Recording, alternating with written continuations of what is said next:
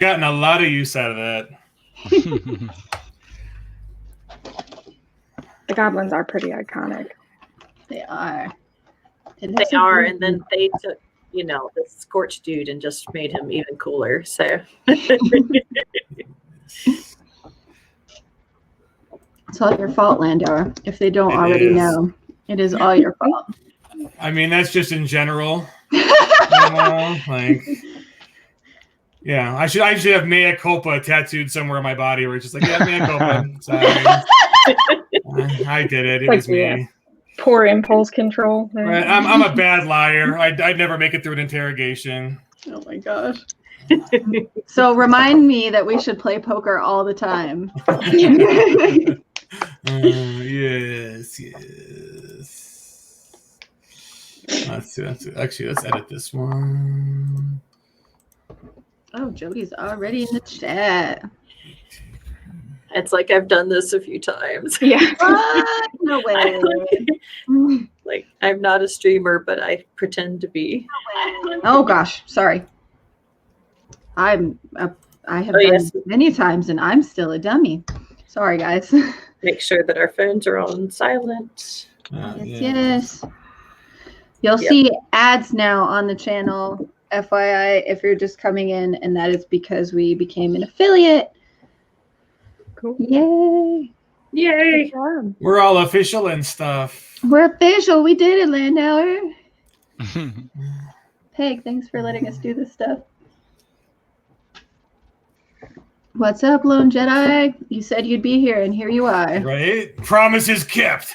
Thank you, friendo. Appreciate you. Oh my god, and then 15 people just showed up. Oh no. I need to update the stream name. I'm doing it right now. Yes, please. Sorry, guys. Sometimes StreamYard's auto updates it. Sometimes it takes an extra second to kick in. So let me just edit that really quick while we're here. Thanks for letting me know. It seems like every other time. Oh, and there's Dustin. Yo one. Nice. Good morning on this Friday. Happy Friday, everybody. It's Friday.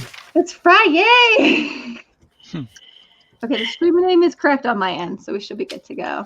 So does Galarian keep the 7-day week paradigm, or have they not had the Industrial Revolution and unions yet to establish a standardized time? I have no idea. Scorch, do you get weekends off, buddy? Right. I mean, tell us. I mean, he's like part-time, man, so.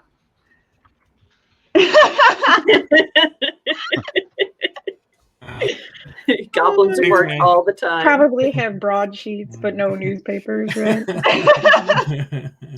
So that's interesting. We actually do have a Galarian calendar built into Fantasy Round. So. Oh, we can actually answer that question. Yeah. That tracks for Fantasy Grounds. That totally tracks. There are 7 days a week. It looks like, and all the months are laid out. It looks very similar to a regular Gregorian calendar, just with different names. What are the names of the days? Oh, we got some deep cuts here. Yeah, that's a good question. I see they're abbreviated right now, so I don't know. Oh, no! It's Sue and Mo, which would seem like Sunday, Monday maybe, but I don't think it is. And then it's T-O, and then W-E, and then O-A for Thursday, and F-I for where Friday would be an S-T. So it's like it's very similar, but maybe just slightly tweaked. I probably have it somewhere in our system, but I don't know if I remember that. I'm going to start calling Mondays Mo. It's just the amount of effort you have for a Monday. I need Mo. I don't have any Mo in the tank. Need some Mo. You always need some Mo than what you got. A cup of Joe to start the Mo. Nice. All right, Hootsuite is giving me fits. It says that my post went out, but I don't see it, so I can't share it. I did not get a notification, so it did not go out. I look at Twitter because I don't get Facebook notifications because otherwise it would be too much, but Twitter, like I always look for Pinnacle posts on Twitter so I can share them. Nice. Well, I think we're ready to get started, guys. So let's All right. do Well, this. it's not going to get shared. I'm gonna Oh, well. Banish Scorch. There we go. I shared just a couple minutes ago, so we should be all right. Mhm. I hope on the face box. Nice. Let's Here we see. are. Let's Good morning, everyone. Hello. There we go. We have names now. Good Yay. morning. Happy Friday, everybody. Welcome to the virtual tabletop event for the Savage Pathfinder Kickstarter. We've got some amazing people from Peg and our associates here. So let's go around and introduce everybody. So we have Doug Davidson from Fantasy Grounds. Say hi and introduce yourself, Doug. Hello, everybody. Happy Friday. And we have Amy, who is on the Pinnacle Virtual Tabletop Conversion team. That's me. Thanks for coming. And of course, we have Jody. Oh, we're going to put Jody in a place of honor. Chelsea and I can hang out at the bottom. Wow. Moving Jody around. Jody, the COO of Pinnacle Entertainment, is here. How's it going, Jody? It's excellent today, as always. Thank you. Nice. And of course, my favorite co-host, Chelsea. Hi. And my favorite co-host, Landauer. Yay. We've already had adventures this morning. So I hear Scorch tried to burn down your place of business this morning, Chelsea. He did. So I have another part-time job. I work at a bakery, and Scorch totally just ran through and tried to set me on fire. I was almost late to the stream. It has been a nightmare day. I blame Scorch. You know where he lives, Landauer. I need that address. Oh. That's right. The only thing that's on fire that's allowed is the Kickstarter, and it is definitely going to do that in these next 2 days. 2 more days. Actually, 3 more days, technically, with 1 day. Yes, that's right. I can't do math. Anyways, It's about to be the weekend. that's right. That's why I get to play Savage Worlds and GM. So anyways, I have some exciting news that I would like to announce to everybody who's listening. We have audiobooks. And if you go to soundbooththeater.com, and I'm going to pop that link into the chat. Yes, please. There we go. If you go there right now, you can download for free the Faces of Destruction short story by Clint Black. Gee, I wonder who that guy is. He has the same last name as me. Oh, yeah. I sleep with that guy. That's funny. This might be a slightly biased review. It might be. Anyways, that is narrated by Jeff Hayes. He does a fantastic job with that voice for Dr. Destruction, which, by the way, it's really hard for a voice actor to work with a modulated voice like that. So check it out. It's super cool. He really brings the sinisterness of Dr. Destruction. Anyways, super cool.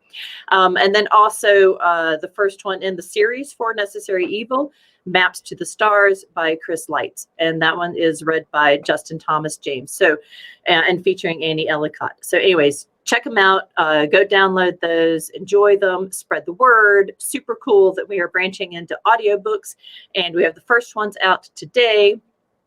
And, that first Necessary Evil story, Maps to the Stars, has kind of like a little love triangle going on. So, oh, yeah. Perfect for Valentine's Day. Valentine's Day, yeah. I'm not sure a love triangle is perfect for Valentine's Day, but I mean, in the world of Necessary Evil, yeah, maybe that fits for Necessary that's Evil. like when I bought a robotic vacuum for one of our anniversaries. It's like that level of, hey, happy anniversary. I mean, my family absolutely loves our robot vacuums. I thought so too. I thought it was super epic, but evidently that's not very romantic. So, I mean, labor-saving devices are super romantic for me. I welcome our AI overlords. Yes, anything absolutely. that I don't have to do, if you can make an AI washing machine, folks out there, Google, I know you're listening, please. An auto laundry machine. Laundry. I need one. Yes. It would save my life. Yeah. And dog washing. and dogging, Dog dog yeah. walking, and Dog walking. anyways, yeah.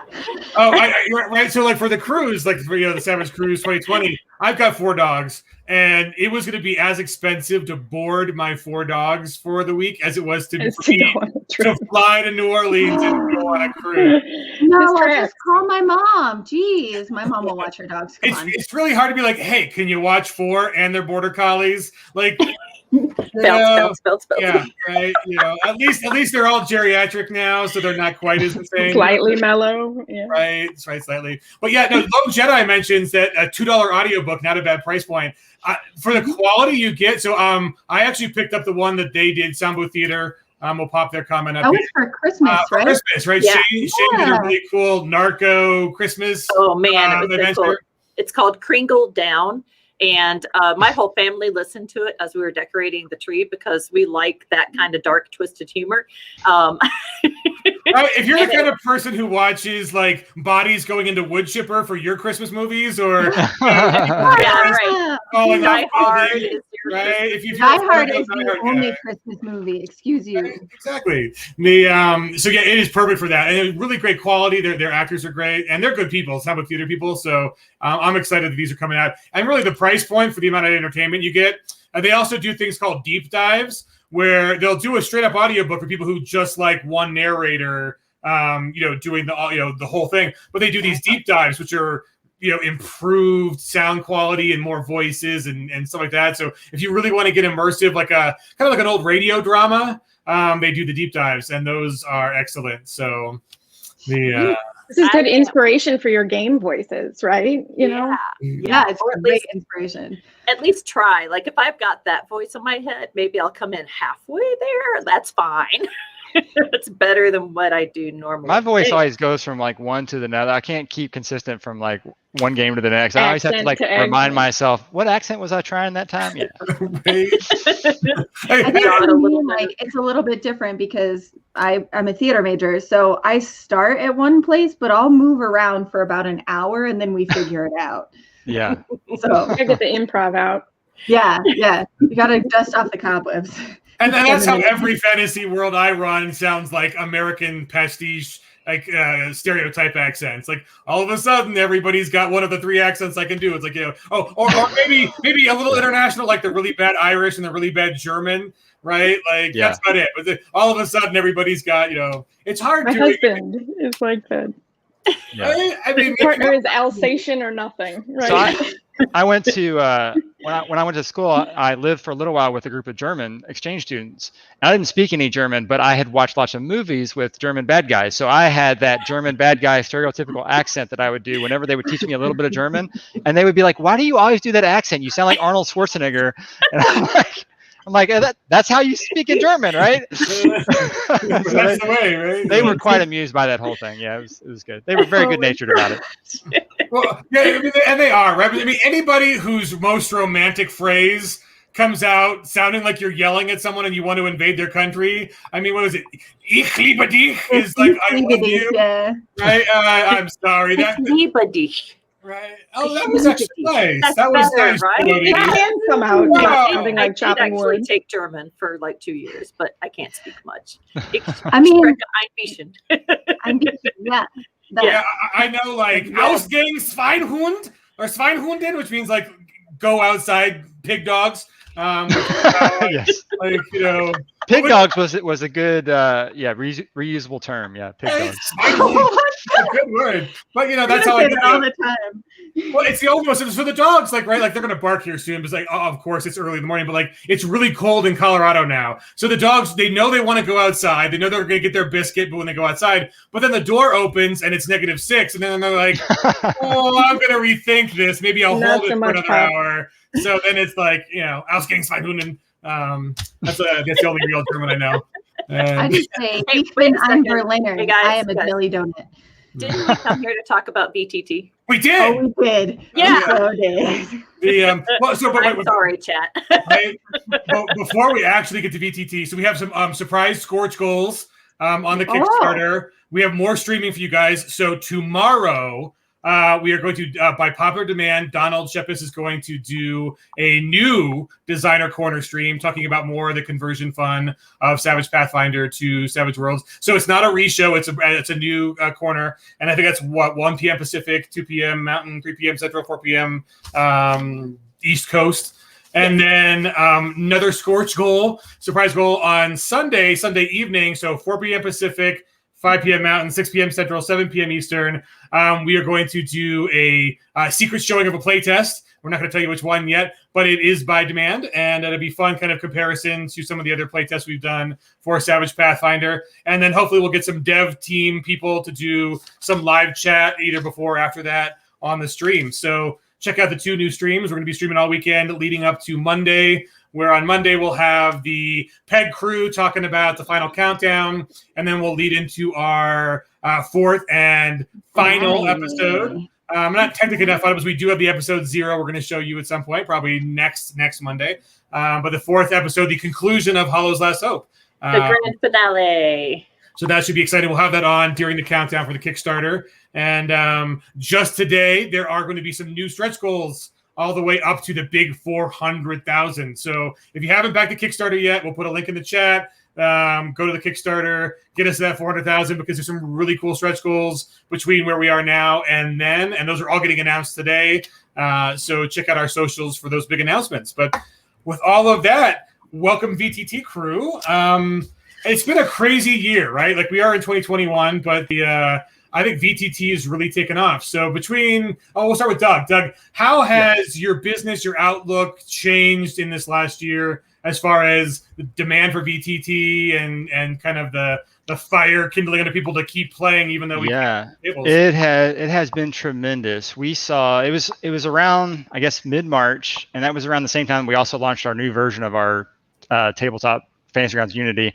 And it was just this mass flood of stuff. I think we were working just pretty much nonstop. I would work from 8 a.m. in the morning till 2 in the morning. And then I would go to sleep and I'd wake up and I would just start again, because we only had a single person that used to do all of our customer support and all that kind of stuff.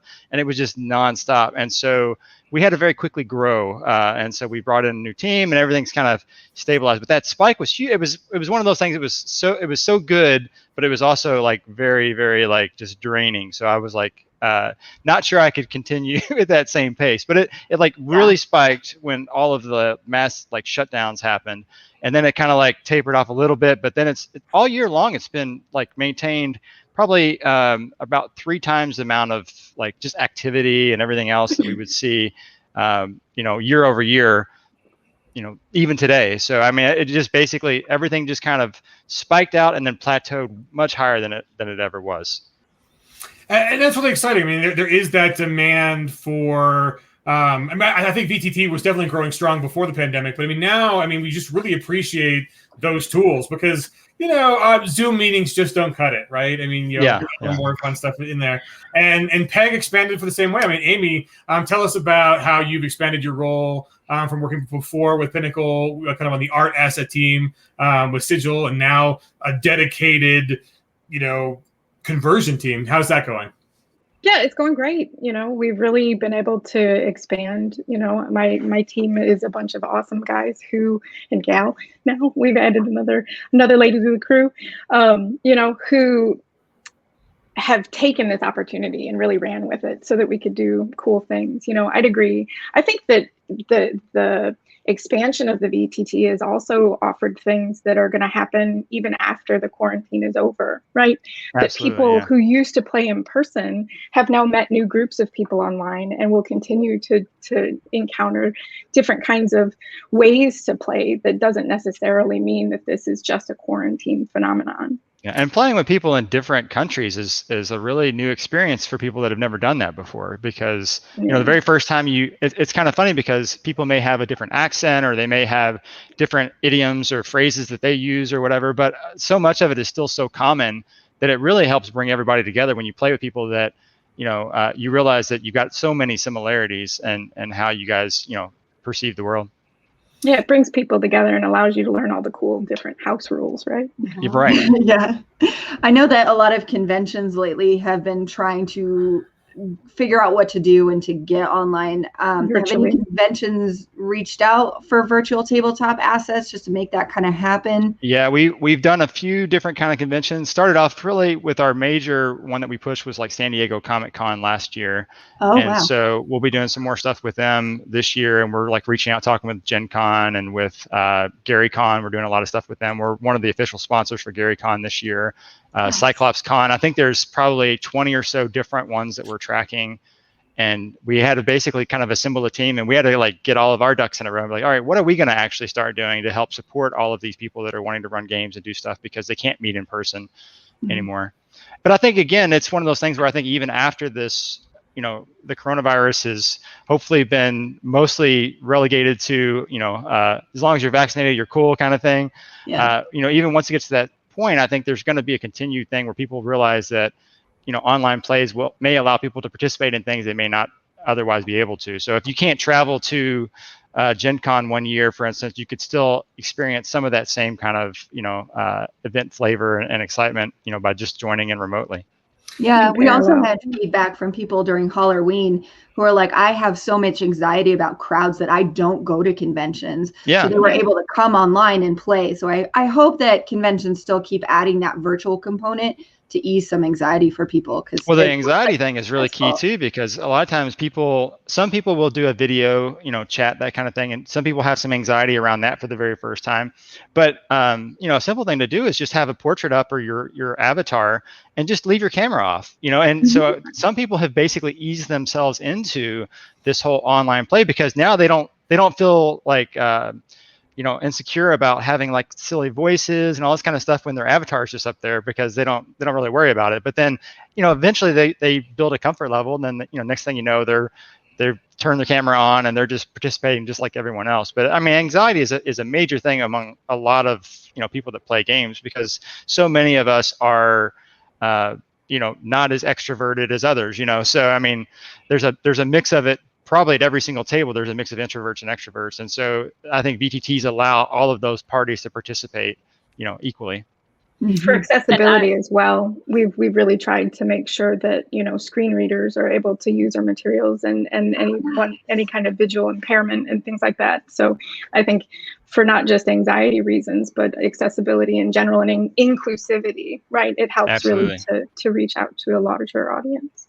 Oh, yeah. Right. And that's one of the things, like even just this last weekend, it kind of touched on all these points. I got my start doing the live conventions, here in the Denver area. You got these big conventions, and, thinking about it, like to get access to someone like Jody and Clint to come out and play, we had to have enough gamers in our area to justify the convention, helping them fly out and give them hotel rooms. And, we had Gilbert come in from Italy, and but this just last weekend, I got to play with him and a bunch of Italians, and it didn't cost us a dime because, we got on Fantasy Grounds, connected on Discord before. And so I got to play with people who, it didn't require plane flights. And it was actually a really cool cause too. They were doing a virtual convention to support organ donation and transplant in Italy. And, and that'd be something that I couldn't help out, with if we had to stick to the old paradigm of travel. But now that I really do think VTT is here to stay, because just as,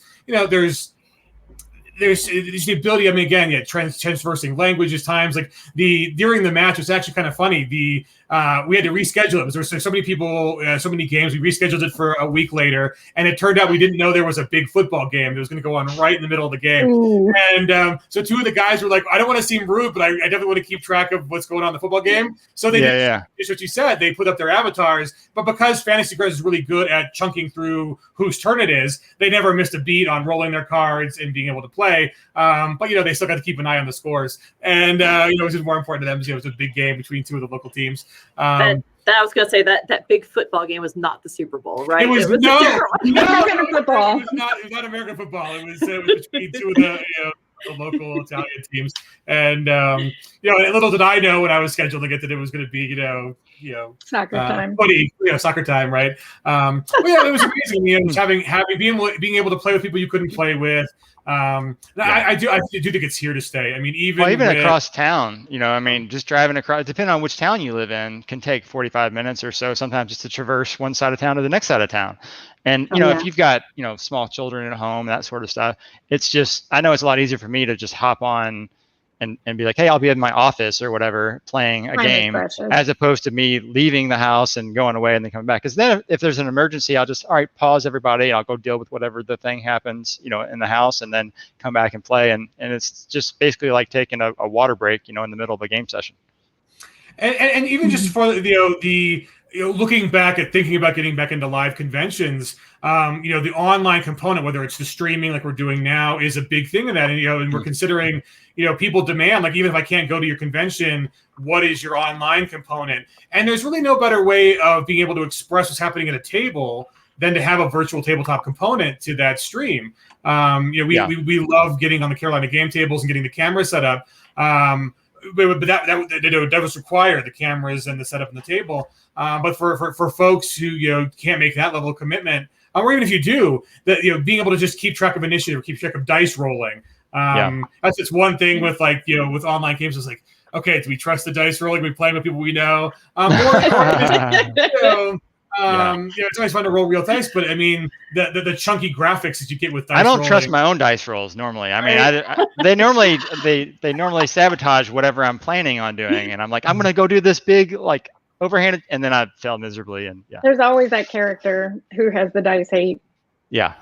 I've been lucky in my last couple of games. My guys have been giving me a hard time. They're like, "Are you hacking the system here because it's got your name on it?" But I know the back door. If I hold down Shift F3 and F2, my dice always ace. I was gonna say I crit fail a lot less in Fantasy Grounds than I do in person with my own dice. But I also ace more with my own dice. So it's a give and take, guys. And I'll take the physical dice when I can, but online, I love using your system, Doug, because it is just so easy for me as a player. Now, I haven't tried it as a GM. I'm too intimidated. I haven't tried it yet, but I haven't tried any virtual tabletop yet. So that's what I'm here for, is to be that person who's gone, okay, as a GM, how do I get started? Let me know. Let's do this as a question. Because in the Kickstarter, we've got all the generic VTT assets are unlocked, Fantasy Grounds is unlocked, Foundry is unlocked, Roll20 is unlocked. So for those people who haven't yet gotten into the VTTs and can get access to those if they back this Kickstarter, let's go through, how do people start with VTTs? What would you say, any one of you guys in the field, to the brand new person who hasn't done it before? How do you ease their interest or anxiety into getting into VTTs? Doug, you want to go first? Sure. So there's a lot of resources out there. There's a lot of helpful people that are just wanting to help bring more people into the hobby. So normally, like on our site, we have a forum where people can go and just say, hey, I'm a new player looking to get in, and it's split up by game system. So I would pick which game system you want to play. So Savage Worlds, for instance, you would jump into that part of the forums and you would say, hey, how do I get started? People will basically give you a huge list of, check this, or just try this thing first and then try it out. We try to be super generous with our system as far as there's a lot of other BTTs out there. We recognize that. So we offer, on our end, a 30-day money-back guarantee on everything. So if you get a license for Fantasy Grounds and you get Savage Worlds and you try it out, if it's not for you for whatever reason, then you can just come back in 30 days, get all your money back, and no big deal. But we have a group of super fans called Fantasy Grounds College. They're all volunteer run. It's not even, none of our official company people are there. But all they do all day long is they have their own Discord channel. They have their own website. It's fantasygroundscollege.net, which links to their Discord channel.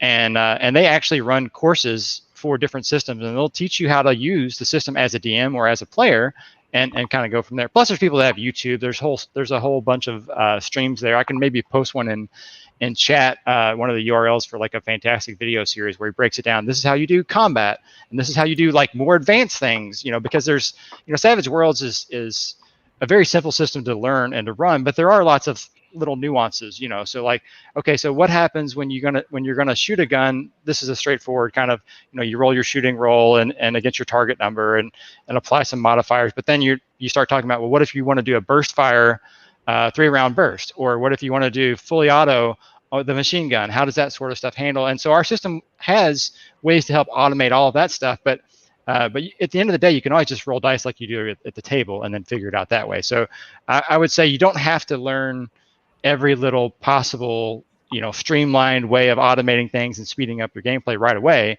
As you keep playing, every time you play, you'll be like, oh, there's one more thing I learned this week, and now I'll be a little bit better next time. And the game just seems to get more and more streamlined the more you guys play. And I also like that you do in your like weekly newsletter, like one little GM tip. So like I'm learning one thing every week with your newsletter. It's like, oh, okay, little bite size. It's kind of like just playing a role-playing game in general. Your system mastery is not something you're not gonna be able to. No one's gonna sit down and grab any rule book for any RPG and then read it and then instantly know how to do it right. You're gonna probably be playing the rules wrong for 6 months to a year before you realize, hey, we've been playing this wrong all along. Our gang up bonuses weren't supposed to be like that, or whatever the situation is that you realize down the road. Somebody eventually will go look it up in the rules and be like, I think we've been doing that wrong. And then you'll adjust. At least that's how my groups have always been, at least. Sometimes that doing it wrong is a precursor to what we were going to change it to eventually, because we realized that that's better. Okay. Yeah. People intuitively think it should be a certain way. Then eventually you're like, oh, maybe it should be that way. Yeah. It's the start of house rules. So. Yep. Yeah. Exactly. And as long as you're consistent, if it's the same rules for the players as it is for the various NPCs, then, it just happens to work out normally. And then so for Fantasy Grounds, PC, Mac, browser-based, download-based. PC, Mac, or Linux. And so now we support, 64-bit operating system with Fantasy Grounds Unity. So our new version is called Fantasy Grounds Unity. It's actually, that's the main version you go to when you visit our site. And then we have the Savage Worlds rule set that's available that you can pick up. And then we have pretty much almost the entire library of Savage World stuff. So if you want to play Flash Gordon or Lankmar or soon Savage Pathfinder, all of those will be different systems. Now we are doing a little something different with Savage Pathfinder, since that's the big thing that we're all kind of excited and talking about right now. So that's going to be you only need Fantasy Grounds and then that. You won't need you won't need Suede and Savage Pathfinder. You'll just get Savage Pathfinder, and that will be the name of the rule set in the system. So when you say, what do you want to play? You'll load up Fantasy Grounds and create a new campaign for Savage Pathfinder. And that'll have the rule book for that, but it'll hide all of the other Suede stuff that you could, in theory, maybe mix and match some of those things. But for our default user, it's going to be kind of hidden, and then you'll be able to focus in on just the Savage Pathfinder content.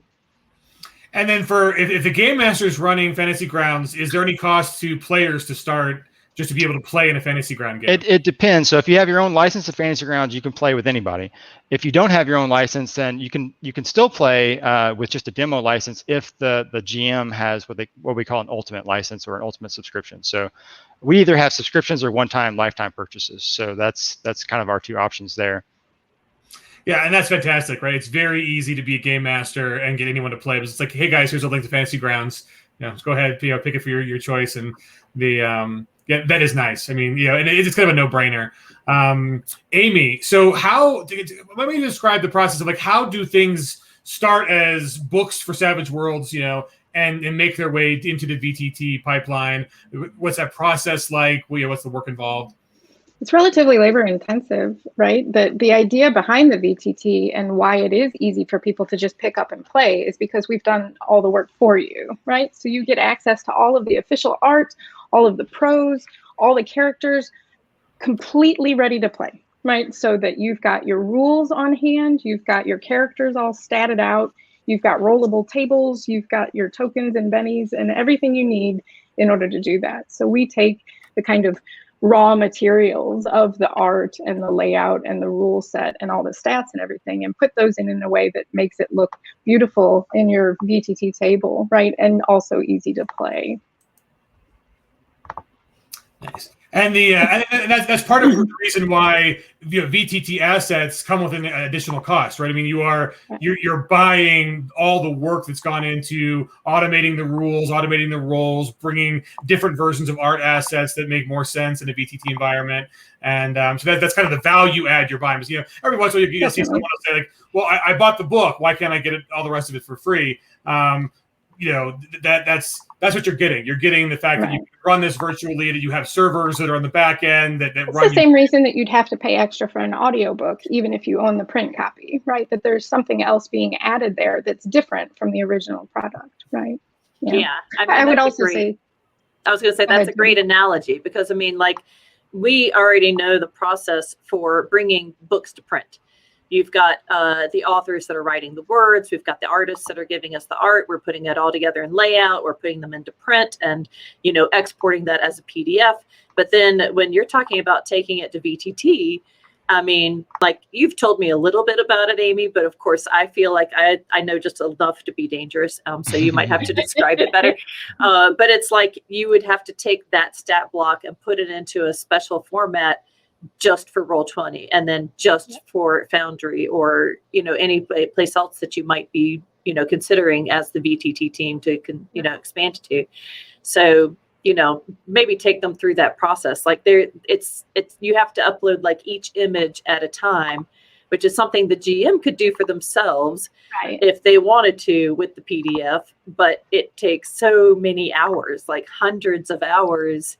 And time is precious. We want our players to be playing the game, not, you know, and some people enjoy tinkering with all the map lighting and token sizes and building tables and things like that. And so that's totally awesome, but not everybody wants to do that. And not everybody, you know, has time to do that kind of thing. So, I mean, I will say, to get back to the earlier question of how somebody might start on Roll20 or Fantasy, or Foundry rather, right? Foundry is similar to Fantasy Grounds in that it is a one-time license model, right? So that, but that's just for the GM, right? So anybody that wants to run a game in Foundry is going to have that license. But all of the players then simply have to follow a web link, and then they log into the game, and it looks just like a browser. They just use their browser and log in, right? And it covers all of the kind of operating systems that are available there. For Roll20, it's a website, so it's similar, right?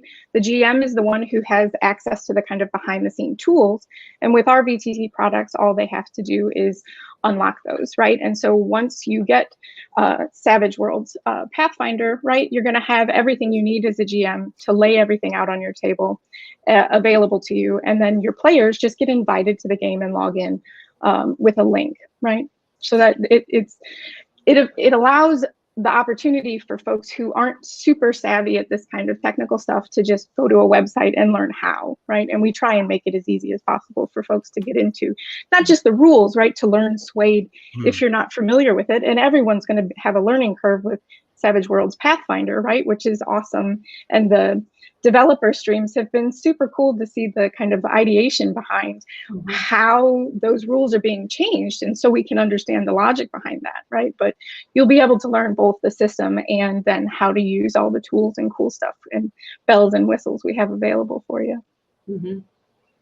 And it'll all have, like, I think all of them, I know Fantasy Grounds has this, where you can kind of reveal the map as you go along. Like, I think in Roll20 it's called Fog of War, and I only know that because I watch streamers that use that. So, you know, so it's you know, so you can kind of display things as they get to them, as on the game master side, right?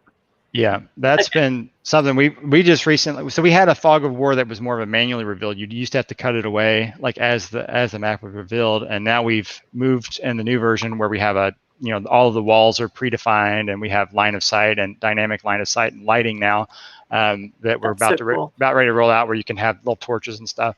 One of the things that's really cool with, like, for instance, Pathfinder, is the idea that some creatures and some players, depending on which race they are, will have dark vision.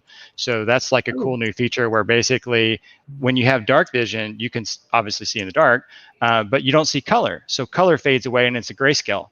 And so in our system now, you'll be on a fully colored map. And if you're in a torchlight, you see color. But if you leave that torchlight because you're a goblin and you have dark vision, then everything is just gray in your little radius that you can see. And it's kind of a cool little effect that you can see, you know. And it makes lighting much more important. Cinematic. Yeah, very that's really much so. cool. Yeah, because you are actually seeing as your character. That's, you can't even do because that. a lot of people forget about that. Like, I don't know how many times I've played in games when I have a whole bunch, like half the party are humans, and they go into some darkened cave, or they just, climb a rope down a hole, and they have their shield and their sword, and they're ready to smack stuff. And I'm like, well, how do you guys see? You can't see anything. And they're like, oh yeah, I guess I need to hold a torch in one hand instead of a shield, or we need to cast a light spell, or whatever. And that unless adds all they were kinds trying to sneak, right? This is Right, always yeah. the battle Right. at your game, right? Well, and here's another funny thing. So trying to see. you can bumble around in the dark as a human when you can't see anything, and our map will actually let you move. So you can plot your move and say, I want to go like 40 feet to the right, but if you hit a wall, your person just stops. So the GM will see you just smack into the wall, and be like, okay, well, you try to go that way, but you can't see where you're going, so you just smacked into the wall. But if they could move that way, then it'll let them move, and you're like, all right, yeah, you moved forward 50 feet in the dark, and you didn't hit anything magically, So it's kind of funny. Your poor human character just yeets off 50 yards away, like. Yeah. Bye. Oh, and the other thing is when players go around corners, you don't see them anymore. That's a funny thing, because if people aren't paying that much attention, and all of a sudden they look at them like, where did Bob go? Bob just disappeared, and you're like, did Bob go north or south? He went around a corner and I can't see him, or he's out of sight, I can't see him. Honestly, like, I play a lot of theater of the mind. That is why I would play in VTT, just to remember those little pieces, like the dark vision and around corners and things like that. That makes it so much more real. That's super cool. I love it. And it goes the other direction too. Like if you're sneaking in the dark, and maybe you have dark vision, or even if you don't, and someone else is coming towards you with the big torch, you'll see them way far away. I mean, there's no real limit that you would see. Like, it's kind of funny if you go outside at night, you can see lights way off in the distance from a house light, so, or you can see your neighbor taking their trash out at night or something like that, so that's the same sort of thing happens too. If someone's illuminated, the distance is no longer a factor when they're under the illumination. So it makes you think about things that you maybe wouldn't normally think about. Yeah. Oh yeah. I haven't thought about those things in ages. That totally just brings we just take it for granted because, we just, we normally see with light. Yes, exactly. If your GM doesn't catch you, then you're just, I'm gone. Let's go. Yep. I mean, I'm not going to remind them, right? Yeah. Unless you'll get a penny for it, but you never know. That's right. That's right.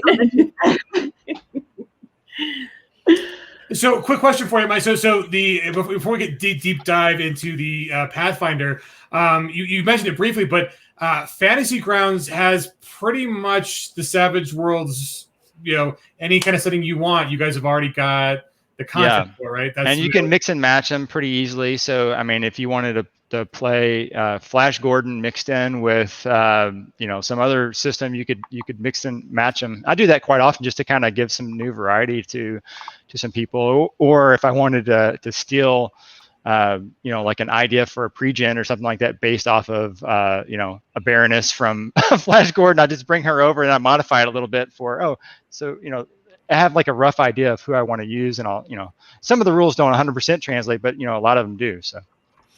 And then for Amy, the other VTTs, they are also rolling out a larger and more consistent Savage Worlds package too, as well, right? Yeah, I'm a baby at PEG, and so the team is trying to get things out, and we want to keep the quality high. So part of the delay is making sure that it works the way we want and looks the way we want. But yes, we've got the Suede Core Compendium coming out on Roll20. The Core Compendium is already out for Fantasy Ground or for Foundry VTT. And available in the PEG store, right? You can get that directly through the PEG store and do that. We're working on Deadlands. We'll be doing the Pathfinder stuff too. Hopefully just kind of rolling these things out sequentially. Not just the core books and compendiums, but also modules as well, so that you do have the option to use whatever setting that you want. That's perfect. And then, so Jody, tell us what are the VTT offerings in the Kickstarter? Are they add-ons that people have to pay extra for? If they do get a VTT option, how do they get their product? Is it a key? Where does that happen? I'm so glad you asked, because the very first stretch goal that we had was called VTT Basics. So everybody that pledged at Player Digital and above will get this package. And basically this will be everything that you need to be able to set up and create your own games, homebrew on whatever system you want to use. So say, for example, you don't want to actually pay for the modules, then that's fine. You can set it up yourself. Like we were talking about all the hours. Well, sometimes you want to set it up your own way to do it. So, or, maybe you're faster than we are, this is what's going to give you those, those options to do it yourself. So everybody gets that for free, and you're not going to be paying extra for that. And we think that's a really important value add for the people who are interested in VTT. And, again, there are the people who just want to wait for the print book to come out before they play anything, and they're going to wait to play in person. But for now, we want to talk about VTT. And then, so we unlocked as a stretch goal the modules for Fantasy Grounds and for Foundry, and we are coming up on, how close are we? Oh, we're so close, people. Go pledge, so that, or tell your friends to pledge so that we can unlock Roll20. So we're that close to unlocking Roll20 VTT as well. And what we'll do in the Pledge Manager is we'll offer it as an add-on, and you will be paying a discounted price as the add-on. And then we'll basically ask you for your email address, and then we'll send you the license key, or somehow, send you an email, follow-up email with the information you need to be able to download that module when it's available. So, there'll be some rollout, period at some point, because we do still have to develop all those assets. Their teams can't get started. Sorry, I want to make sure I'm pointing the right way. They can't get started until our PDF is final, because they can't just go back and change a stat block if we've got a toughness level that's wrong or something like that. So, they need to wait till we're done, and then they can get started. So there is going to be quite a bit of rollout time there.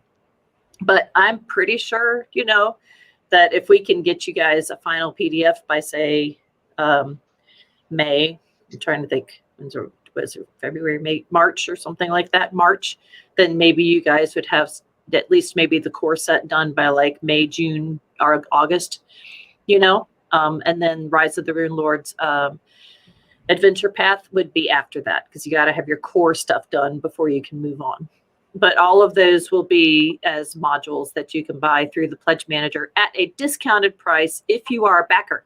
So go out there and please support the Kickstarter. Please tell all your VTT friends what a great deal they're going to get by supporting the Kickstarter now.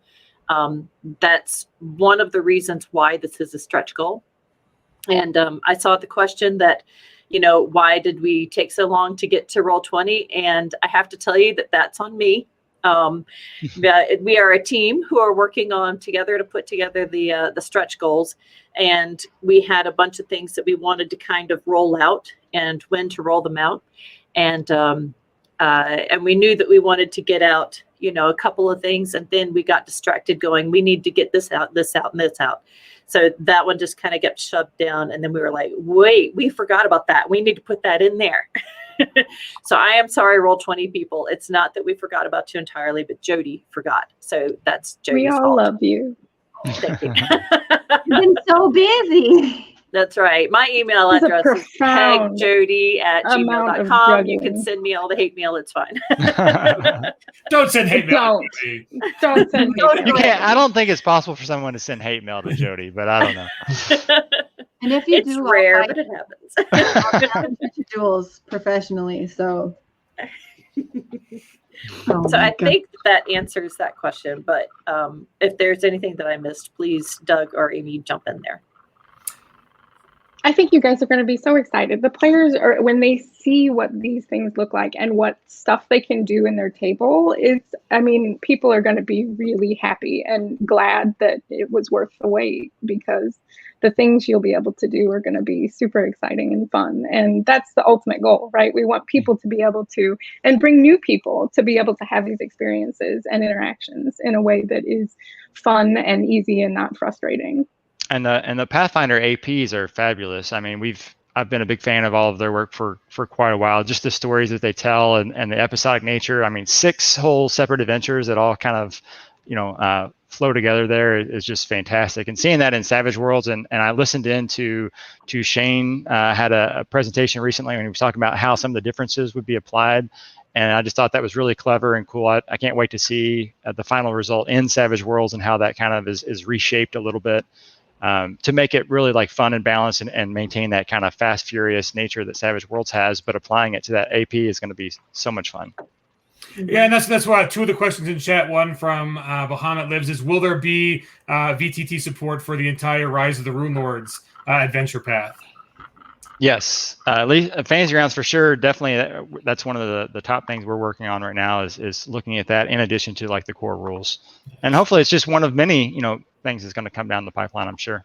I don't want to speak for you guys though, but I mean, I'm no, sure it would is.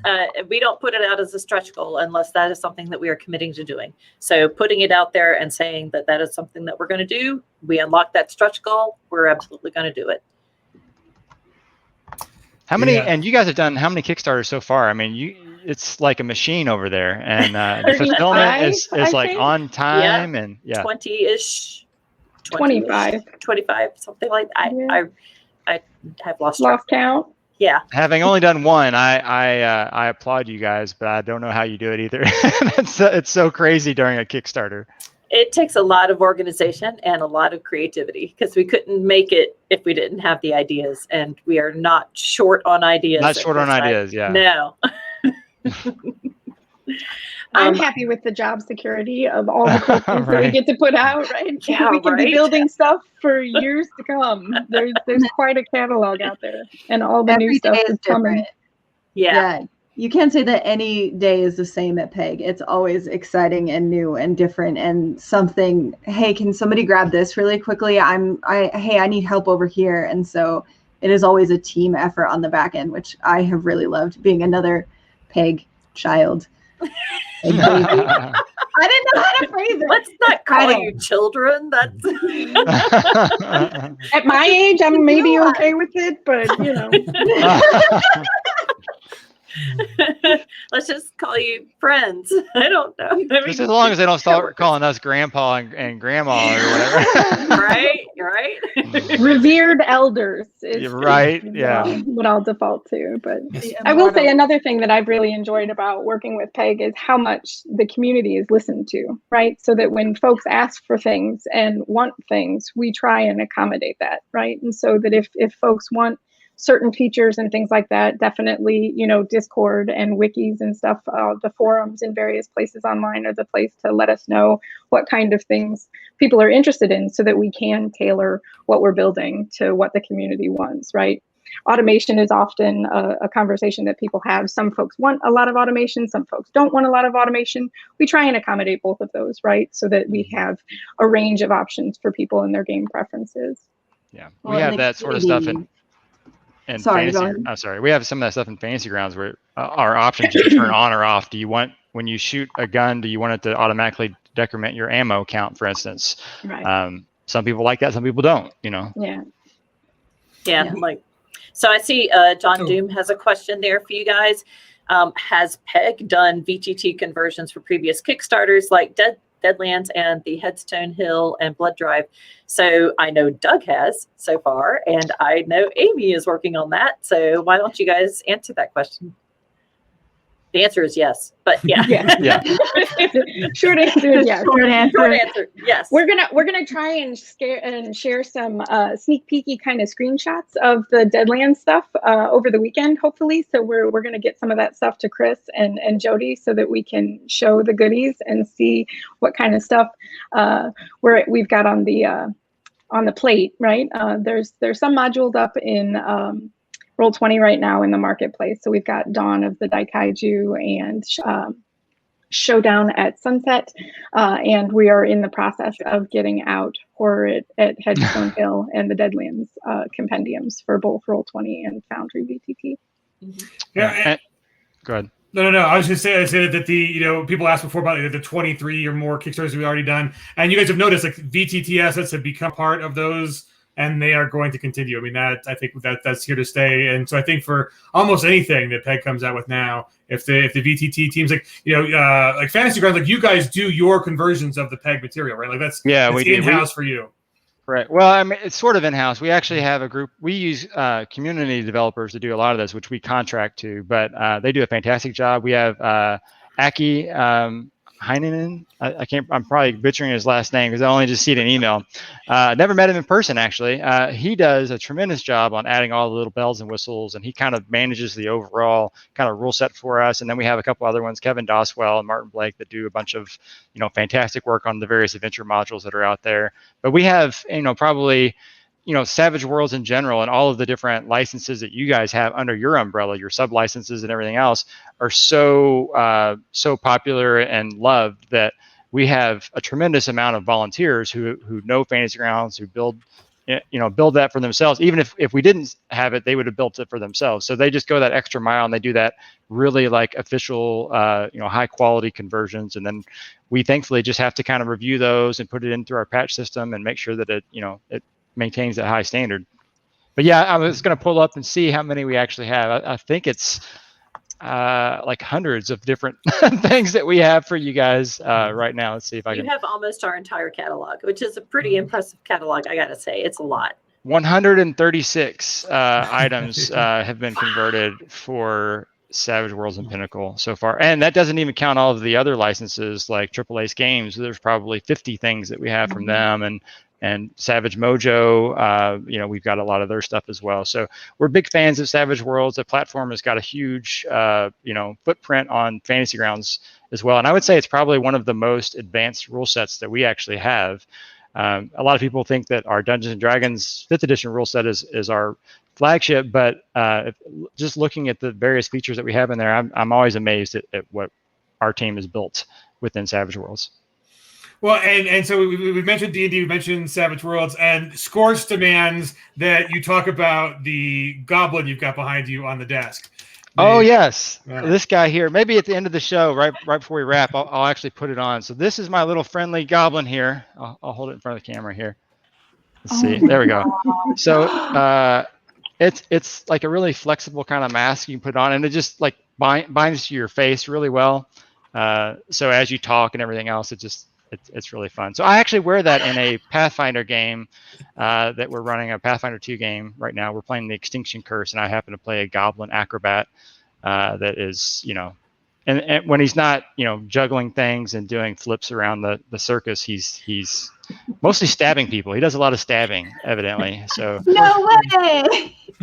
He's still a goblin. I'm actually right? a goblin. I was going to say, I'm actually a goblin with a human mask. So that's it. Yeah. My team knows what's underneath the.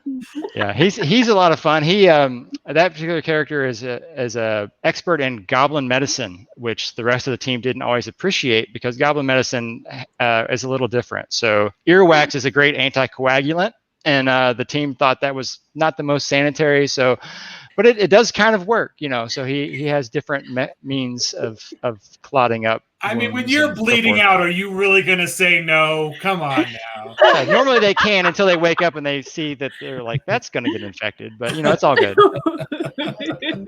Gross. That's goblins for you. Yeah. Question Chelsea, from the did you chat was, well, we see things like custom virtual bennies and Savage Pathfinder for Foundry. And somebody was also saying dice, just in general, like adding your own custom things to VTTs, since we have our own pretty dice at home, can we make those?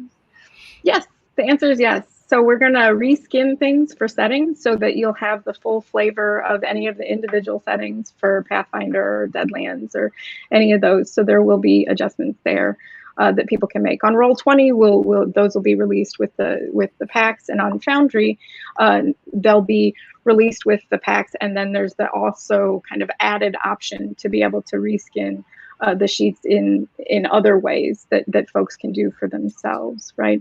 And just to clarify, for Roll20 and Foundry VTT, the systems are independent, right? So it doesn't require the core rules to use the Pathfinder Savage Worlds, and it won't require that in Roll20 either, right? That you can have both of them and we have them interact, but they're not, one isn't required for the other one. So they will be standalone systems in that way. Yeah. And I mean, part of that is a licensing thing, like because we license this as its own setup, it needs to be released as its own setup, because if you only want to play Pathfinder for Savage Worlds and you're not actually interested in all of Savage Worlds, this is the one book that you need. And so that's why it's set up that way. And we certainly hope that you're going to want our core rules, our core compendium, and that you're going to continue playing in all these other, great settings that we have, like Deadlands and Flash Gordon, and pull that Baroness from Flash Gordon into your Pathfinder game because she's cool, like Doug did. But that's why. Excellent. Yeah, and that's worth repeating. Yeah, Doug mentioned it before, Christian, but Fantasy Grounds as well, all encapsulated one thing to get for Savage Pathfinder. And people do retheme and rescan it quite often. Each of the official ones, similar to the other platforms, like when you're playing Deadlands, it'll have a Wild West kind of a look to it, and everything will be kind of reskinned for that too. So Savage Worlds, the Pathfinder one, we have that already kind of skinned out with the new trade dress. It looks very Pathfinder-y right now. But then like little shaken icons and stuff like that, just thrown in there so that you're still playing Savage Worlds. That's cool. Yeah. Now, before we get to that one, so Donald asks, are we getting custom status icons in Roll20? We can look into it. That's not one that has come up yet. And one of the issues is, right, that we have to wait for Peg and Paizo to sign off on everything before we can actually get started on some aspects of that. So we can make a note that that's something the community wants and see if that's a possibility for us. Perfect. And then back to this one. This is more a Jody question from Tech Ogre. Kind of perfect for Savage Pathfinder. Will I be able to gift the Fantasy Grounds VTT package if I buy it through the Kickstarter or the Pledge Manager? I mean, I don't know. Tech Ogre sounds like a Shadowrun thing to me. But anyways, yeah. Absolutely, yes. So when we ask for your email for that add-on, then you will simply just put in your friend's email instead of your own. And if you are buying multiple copies, then just email us at Peg Inc. or maybe separate the emails by commas. We'll figure it out, when we export the data. So absolutely, you can buy multiple packages and get that discount as many times as you like, because we want to sell a lot of these. That's how commerce works. That's how we keep this a business, so that we can keep making cool games for you. Well, that's nice gifts for your players or your favorite GM too. If you've got a favorite GM out there who's busted buns for every single campaign, we've done that before, where we've bought like map packs or special minis for them, or books to say thank you. So think about that as well. That's a good way to make one of your players step up in the GM role also. Oh, yeah, that's true. That one player that's like really knows the rules really well, just kind of on the slide, I'm going to go ahead and give you the full setup there so that you can start. So I have to say, I'm super tempted because, like a plot point campaign is so easy, right? Like 50 Fathoms was always going to be my go-to for, okay, Jody's finally going to run a campaign and not just a game, like a con game, a demo game, and that kind of thing. But for making my way onto the virtual tabletop, like I want it all packaged for me, and I just plug in and I bring my characters there and it's already set up for me. But being kind of like that newbie to VTT person, I'm like, oh no, it needs to be a module. I can't, I don't want to like learn so much. I've got other things I'm doing. I'm busy. So absolutely. Yeah, that's a great idea. Like I'm so tempted now for like the Savage Pathfinder, adventure path, because fantasy, right? I've got, like the 12-year-old girl across the street from me is super into D&D, and she wants to game with us, and we can't wait for the quarantine to end so that we can walk across the street and play. And I'm like, I could be doing that now online. Oh my even gosh. though she's just across the street, and Kids you would love it. Totally play this. Absolutely. Yeah. Yeah, and so would her parents, and that's her family and my family. That's 8 players. It's like, oh, that's enough.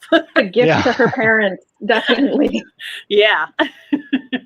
So what other reasons? Like, so if you're a player, like one, it's great if you're a player to pick up a VTT because you can play with any game master, no matter if they have the license or not.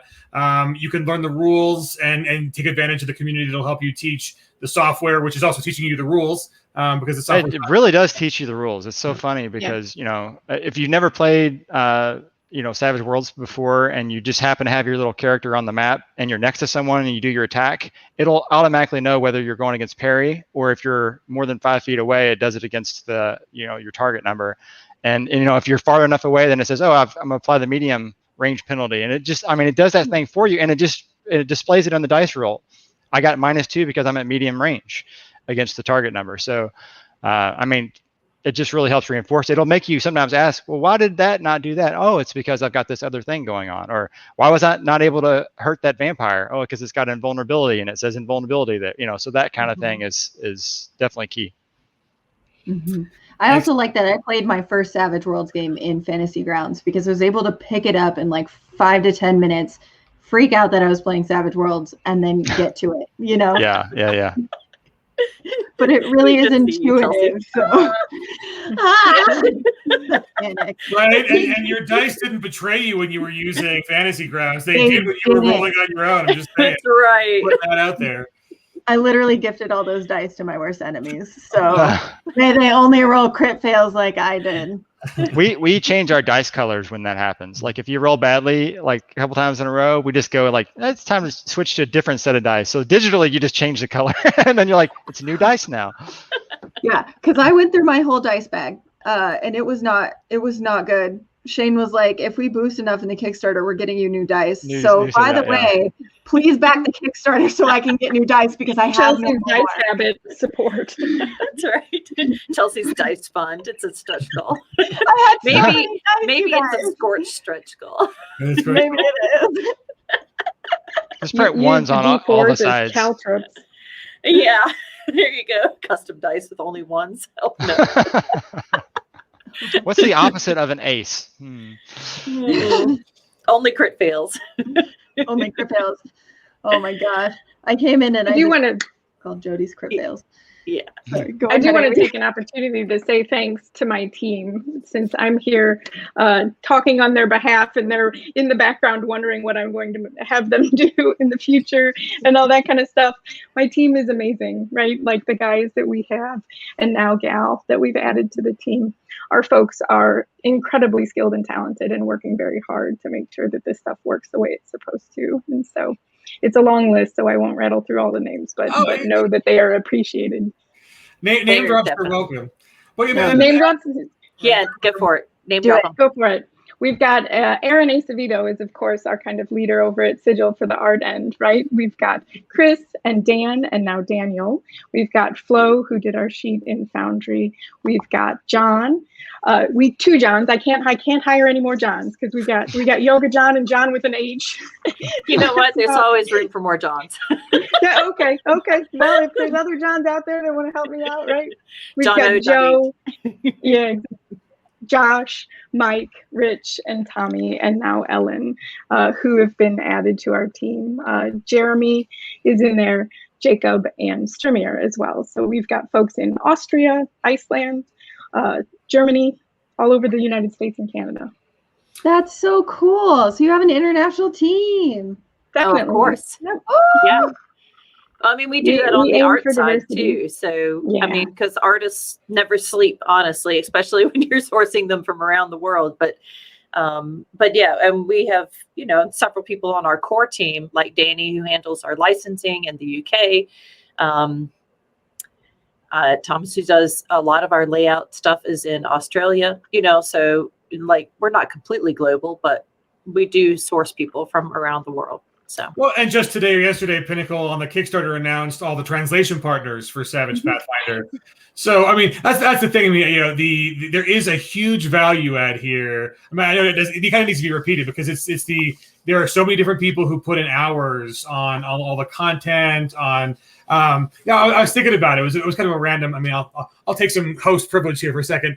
And I was thinking like how many thousands of people it kind of came together to make Savage Pathfinder. Like you look at Pathfinder, right? You open the book and there's probably 70 people on that first page of Pathfinder. So, the art and the playtesting and the rules and the crunch and all the things they did to make Pathfinder First Edition, Rise of the Rune Lords, the Adventure Paths. And then you consider the Pinnacle team and all the conversions and editing and the promoting and the VTT and then the new art, new assets. The website people have to keep the websites running, and then the Kickstarter people are running Kickstarter. It is an immense amount of people who kind of give their time to just have, like, all of us can have some fun. It kind of triggered me because I was looking at a little piece of graphic that like Simon made, right? That we're going to use. Like it's up in the upper that corner, the little Pathfinder for Savage Worlds logo. And I figured, like, 15 years ago, someone made the Pathfinder logo. And then, 4 or 5 years ago, Aaron made the Savage Worlds new logo. And then Simon had to put hours in to make that logo with Carl. And then now we've used it, and just that one little asset has been through so many hands. And then you consider there's 10,000 assets for this, and they're most of them are going to be in the VTT. So all the beautiful card graphics. And when you're going to come up with like the action deck or the chase deck, you're going to see those graphics, and they're going to pop up, and just how much work that takes to kind of all the different formats. So I don't know. It's just huge. It's a huge team. I feel really part of a big community here, just to play games, right? And it's exciting. And that's like kind of why we're doing this stream, is so you guys can see some of the faces, because we haven't been as visible. I don't know if you've seen Amy yet, but we get to see her a lot, and she's great. So now we want to make sure you guys know that that's the people who are behind all of this, and that's why it does take a little bit of time to get this stuff out and converted. So bear with us on the patience, but we see you wanting this content, and it's really obvious this last year especially that there's just so much to offer, so much demand for it. And so, it's going to be a staple part of the Kickstarters, and the other offerings outside of Kickstarter going forward. So, and we're so close. So, remind me, we are a few $100s from the last VTT unlock. So, so it unlocks at 340K.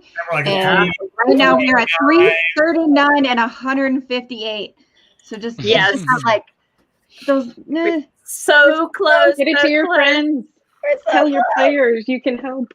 You guys are going to blow so far past that number. That's going to be. Well, but that doesn't mean that we don't get excited for each stretch goal. I mean, we're not sitting here back going, let me check that money. No, we're not. We're refreshing, just like, is it going to happen? I know. I mean, you have to remember, we're part of a very storied and legacied history here by being part of the Pathfinder world, by being part of what Paizo created. And there's a lot of humility that comes with that, that they chose us to continue their story here. And we're incredibly honored by that. We're honored by the support of all of you who are watching, everybody who has pledged to the campaign. There are times that we kind of go, oh, please, spread the word so that we can, get this next thing, because we're players, we're game masters, we're making cool things, and we see the other cool things that we could do. Like in a meeting earlier today, we just brainstormed something that I think is really cool, and I can't wait to do it. And I can't talk about it because, of course, we're not going to do it anytime soon. But it's like just those quick little things that you're kind of like, oh, that'll be so cool. All right, that'll be 2 years later. But I mean, that's why we get so excited about all this, is because we're gamers. We're just gamers, and that doesn't put us on any kind of a pedestal or anything like that. It's just kind of like, this is what we want, and we're thrilled that you want to do it to us, do it with us. So thank you. Thank you for that. For sure. I want to ask a question. I'm stealing this question blatantly from Dawn from yesterday. So if you didn't watch the stream yesterday, this is a brand new question that I totally came up with on my own. So this is for Doug and Amy. What is that little special something that you've been working on that you can't wait to show people, or that you love to show people first? That little icing on the cake. That's a long list. Go ahead, Doug. Go ahead. So for me, one of my favorites, and this is something that we've had for a while that I always love, that people just haven't seen for the first time. But the very first time that people in Fantasy Grounds use the language filter and they speak in Goblin or they speak in Elvish, and only the other players that have that language on their character sheet see the translation, and everyone else just sees like a little Goblin script or an Elvish script, and it says indecipherable. That to me is hands down like the most exciting moment that I almost always encounter in the VTT space, is that sort of thing. And I think with all of our new lighting stuff, it's going to be kind of similar when people, have those great moments about exploring maps with, no light and no vision and all that kind of stuff is going to be cool too. So that's awesome. Yeah, I can't wait. And I have tried that. I did that with like the language thing. It's like secret message to only my Elvish speaking friends, That's a way to divide or bring a party together. It's one or the other.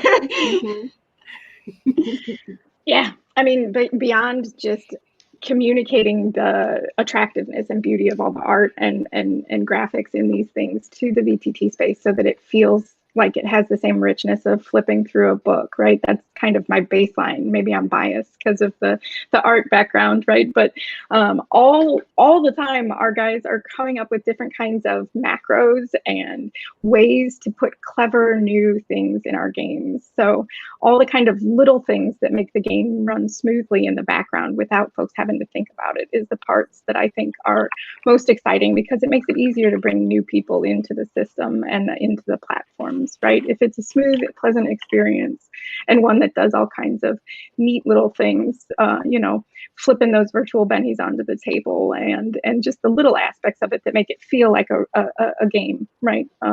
In the way that it reproduces some of the feel of being in person, right? In ways that make it better. And it's easy to screenshot your glorious moments when you're playing on like a VTT. You want to snap that. Next thing you know, you post it on. You're like, you'll never believe this. I did the, whatever. So the other day, for me, it was I rolled 3 6s in a row, which I wish I was making a first edition D&D character with that. And then I rolled a D100 afterwards, because they're like, oh, whenever you get 3 6s, roll a D100, because we would always joke that people back then, if you ever played D&D, you would have that 18/100. And whenever you'd show up to play a game, people would have their characters they brought from home. And there would be like 2 people that had 18/100s. And you're like, really? Like that never, ever, ever happened. I've never rolled that. Sure enough, I rolled 3 6s. And then David was like, go ahead and roll D100. And sure enough, it was a 100. So we like capped it. We screen capped that. We're like, I'm saving this if we're ever making a character. Posterity was easier to That's right. I know the only time in my entire history gaming it's career. ever actually happened in real life too, though. So that's the Yes. I'm sure it was. Yeah. I was just gonna say, I disbelieve. Right. right. That's why the hacking thing came up. People were like, "You're hacking, aren't you?" You're like, I may have talked to some of our developers and said, "Add this little thing in here. If the player's name is Doug, then just roll higher than normal." Well, Changing screen name to Doug. Yeah, forever. I'm sure the pearly gates of heaven, they finally opened up for Gary Gygax to be able to walk in and think, someone finally got an 18/100. He was still in purgatory because everyone just waiting in never limbo gonna until then. Yeah. As Doug Davidson finally fulfilled the prophecy that there was I'm 44 years old, and I've been gaming most of my life, and that's the very first time I've ever rolled it. So. Oh, bummer. Bahamut lives. Got killed in the hall of the fire giant king. Yes. So we got a brand new one. Murder Hobo Show says, question for Doug specifically. Because Fantasy Grounds is the only VTT behind the scenes mechanics that track things like whether you're attacking with your parry or range, are there any Pathfinder mechanics that week require you to modify core Savage rules set? There probably are, but we haven't seen all of the new rules yet. So that's what our team is going to be busy, kind of going through and trying to determine, what sort of mechanical changes we're going to need, which is one of the benefits of it being its own separate standalone kind of a rule set, is that we can handle those things appropriately and make sure that they work with Savage Pathfinder. Well, and you guys have a whole new challenge too now with the chase deck. It's a whole new miniature game, sub game. That the feedback from the videos have been great. So not too much editing on that yet. A lot of playtesting still to go, but that'll be fun. That'll be fun to run those. That might be worth picking up the Pathfinder module on your favorite VTT alone, just so you can run that chase deck in all of the rest of your games, because it's special and it's fun. So if you're a player and you want to it's a good gift for your game master, and maybe they haven't quite spend the few coin on the VTT asset for Pathfinder for Savage Worlds, because that goes great in just about any game. And right now it's obviously for foot chases and mounted chases. That covers a lot of ground for. So. I mean, for Weird Wars, we might want like a dogfight, different type of deck or something like that. But that's on down the road. The road. We got to do this now. I expect, going back to that question a little bit more, I expect we're going to have a different set of effects, perhaps, that are going to be slightly modified for some things. So we'll probably have that built in and some modifiers that are maybe a little bit different. But we have the capability of modifying those. And also for people in chat, we are doing, remember, the special Scorch goal. Tomorrow, Donald is going to get on stream and do a new design corner. So if you want to chime in on what he talks about, he's got some ideas already. Head to the link, ad.peggings.com/bonus design topic. It's in the comments right now. If you're watching this stream, head there and you can vote on what you guys are going to be talking with Donald tomorrow. I believe that's 1 p.m. Pacific, 2 p.m. Mountain, 3 p.m. Central, 4 p.m. Eastern. And but yeah, we're going to be streaming basically every day. Not even basically, absolutely every day between now and when the Kickstarter finally ticks to successfully funded, hopefully over 400,000. Like, you know, there's a really cool, really nice. Will we make it over 400,000? I just want to see 340, man. To be hit 340. Get 340 done today, so we could just be $1 million. So close. I think I'd have a heart attack if that happened. I want to get a little clip of Jody doing that. What was that little thing you did with the money or whatever? I want to get a little clip of that and just have that playing. Dollar bills, y'all. I'm sure somebody clipped it in the chat. Yeah. If they didn't, missed opportunity, guys. Speaking of which, we have made affiliate. Thank you for everybody who's been watching us. We are now affiliates. And so I believe if you guys spend your bits, which you might want to start doing for the between now and the finale. So spend some bits on Donald tomorrow. Our first bit unlock is actually Scorch. And he's probably only available for the Pathfinder streams. So if you want to get Scorch on the bits, and that supports our efforts to keep these streams coming to you early and often. And you can unlock that at 1K bits. So save them, don't spend them. Watch more to get more bits, and that 1K, that Scorch emote unlocks. We'll definitely work on the additional tiers for now. It just felt like we wanted to start with the 1 because we were a little overwhelmed that we made affiliates. So thank you guys again. Yeah, and I see that we also have Donald, I'll do it with you. We'll go together. Pathfinder tattoo. So there was a promise of a goblin. There was a promise of a goblin. Oh yes, there was. Yes. Well, Doug gets. Well, I keep talking. I'm getting prepped. The Scorch is going to be so happy. So the Donald has made the rather foolish bet that if we do make $1 million, which I mean, you know, he is honor bound to get a Savage Pathfinder tattoo. So Chris Fox made this deal with our Buccaneer Kickstarter that he was going to get a Buccaneer tattoo, and we unlocked that level, but he hasn't gotten the tattoo yet. And we were pushing for maybe a little bit of New Orleans tattoo parlor, but I think we ended up doing too many shark attacks to actually find the tattoo parlor to get that done. So Doug, that's terrifying. So yeah, on that front, we're still looking at Deadwood this year and Savage Pathfinder, the Savage Cruise 2. Oh my god, I love it. Oh, and with headphones. It is pretty malleable. Can we get you full screen? Yeah. Like this is just too. Yeah, you've got to. Yeah. Oh, that is glorious. It works out pretty good, although it does get a little hot. And I would imagine. Oh, I bet. Yeah. I think the first time I did it, I actually put a little green makeup under my eyes, and then we had people coming over afterwards, and I took it off, and they were like, "Are you wearing makeup?" And I was like, I don't know. No, it's just you are Goblin Man. Yeah. Oh my gosh. These are the sacrifices we make for our game. You gotta do what you gotta do. You gotta take it up another level. Oh, so how did this come to being? Like, yeah. Is there a website? Did you get custom molded to your face? I mean, it even kind of looks like you, man. I mean, if you pick the right goblin mask, it's in the neighborhood. It's not too bad. It's compositeeffects.com. They've got a lot of great masks, and it came to be because I'm just a true nerd, and I decided I needed something like this in my life, and I have to use it for my streams so that I can justify the cost to my wife, because she's like, what? Why did you need this? And and I use it for Halloween. So you needed it. That's right. We have Scorch on screen. Scorch is now talking to us. This is true. Yes, we were casting vocal for Scorch the other night. So apparently we've decided Doug is the voice of Scorch. Oh my god, that's amazing. I love it. That's incredible. You are top nerd. Let me just say. I try to take top nerd as much as possible. Yeah. Love To win. That's fantastic. Benny for Doug. Yeah. More bennies, Yeah, like you get a benny. 40 bennies. Just, Oh, wait. A just point hug of 'em. conviction. Yeah. No, that's perfect.